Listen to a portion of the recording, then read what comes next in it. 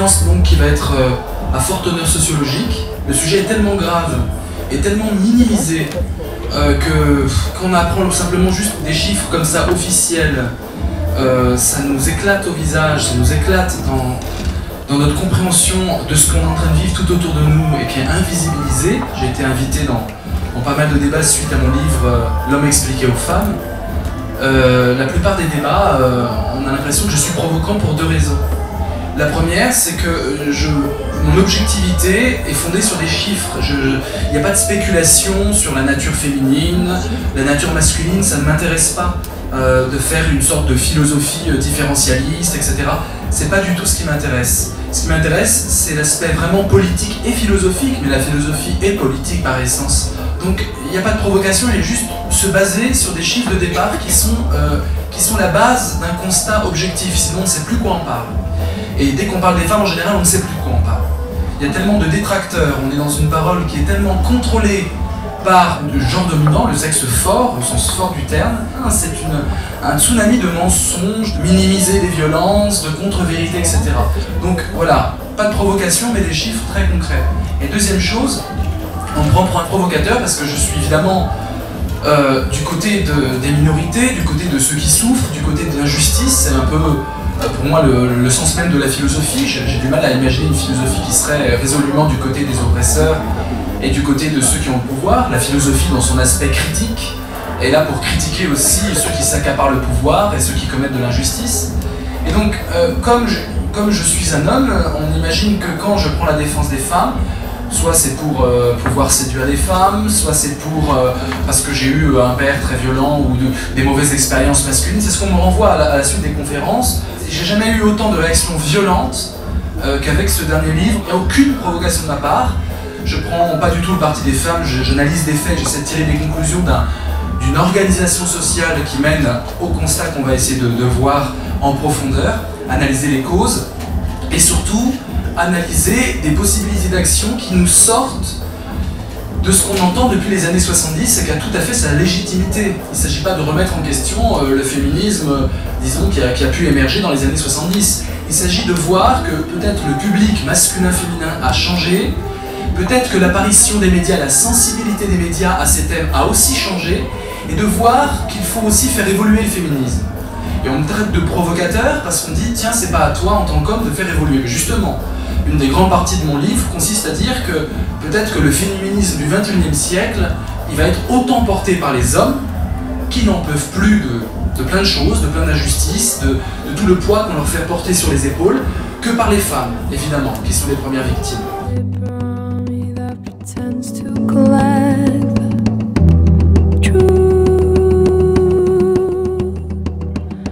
Les chiffres sont là. On commence par les chiffres du viol, chiffres relevés par le collectif féministe contre le viol.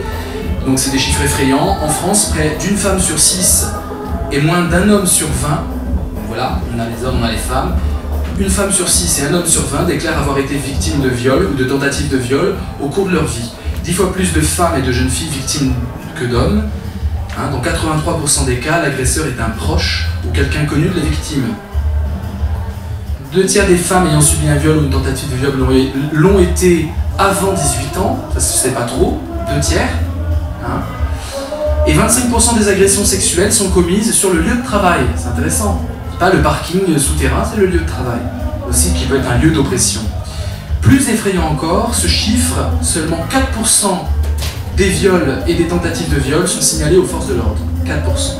Ce qui nous permet de chiffrer aujourd'hui les viols par an en France, avec des chiffres à 75 000 viols par an. Voilà un chiffre, il y en aura d'autres, des chiffres. On ne peut pas parler du féminisme si on ne parle pas de la société dans laquelle on vit. C'est ça qui est intéressant, c'est proprement ce que j'appelle de la philosophie appliquée qu'on va faire. On part d'une réalité, on part d'un constat, on essaie de trouver des solutions. Je vais faire une introduction simple en vous parlant de ce phénomène répandu aujourd'hui que je pourrais qualifier de misogynie féministe ou de féminisme misogyne, ce qui est vraiment un oxymore. Et aujourd'hui, c'est totalement répandu. Le féminisme misogyne, c'est très facile à comprendre, c'est qu'aujourd'hui, tous les hommes les plus sexistes du monde se disent féministes. Les hommes qui excluent les femmes, les hommes qui discriminent à l'emploi, les hommes qui violent, les hommes qui frappent, les hommes qui sont violents. Tout cela, si vous les interrogez, si vous leur dites « est-ce que tu es féministe? Est-ce que tu es pour l'égalité des droits, hommes-femmes, etc. » ils vous répondront « oui ». Le féminisme d'affichage est presque une donnée obligatoire dans la présentation de soi-même. Et ça rejoint énormément le racisme. Il y a très peu de gens, à part des militants extrémistes, qui vont se dire racistes aujourd'hui. On sait qu'il y a du racisme en France, mais on ne peut pas se dire raciste. C'est très très proche. Et on verra que ce parallèle qui a été esquissé déjà par Simone de Beauvoir en 1949, parallèle entre le sexisme et le racisme, est tout à fait valable aujourd'hui.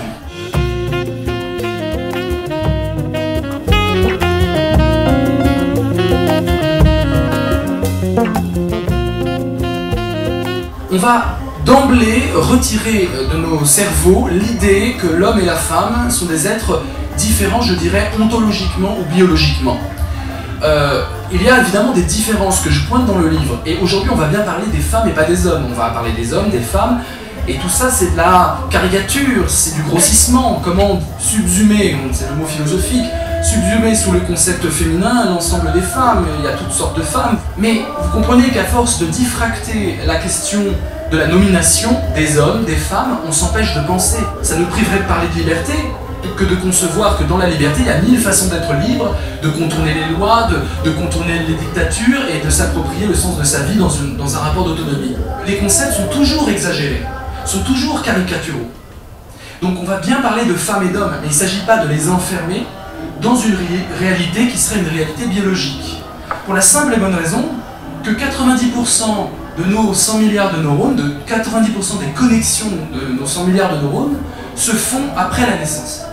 Notre cerveau se fait après la naissance, non pas parce que nous sommes femmes ou hommes, mais parce que nous vivons des expériences différentes, une socialisation différente, et du coup, nous devenons hommes ou femmes comme, disons, un produit d'une société donnée.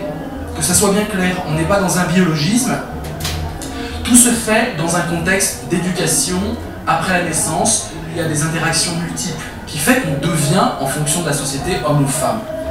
L'être humain est bien sûr génétiquement programmé, mais il est génétiquement programmé à apprendre. C'est ça la spécificité de l'humain. Donc on va parler de femmes et d'hommes dans leur construction sociale, en sortant de la biologie.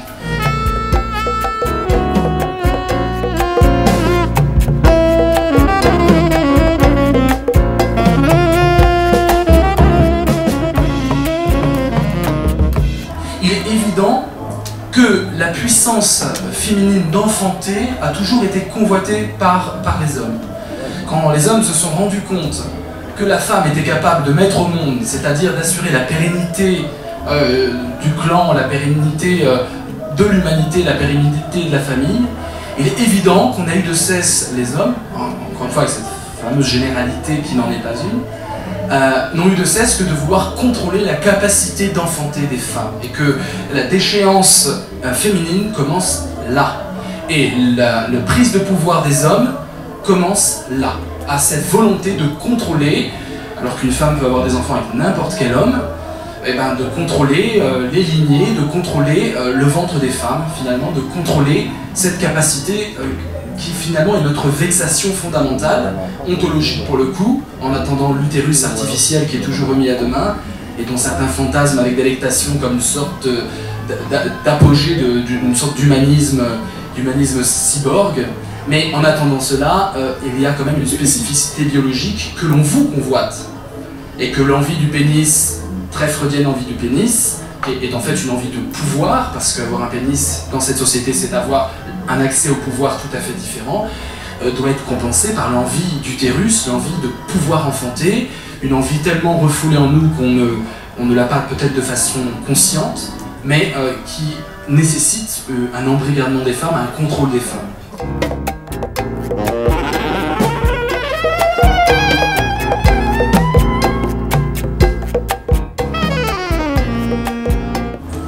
La vraie question du féminisme au XXIe siècle me semble être la suivante.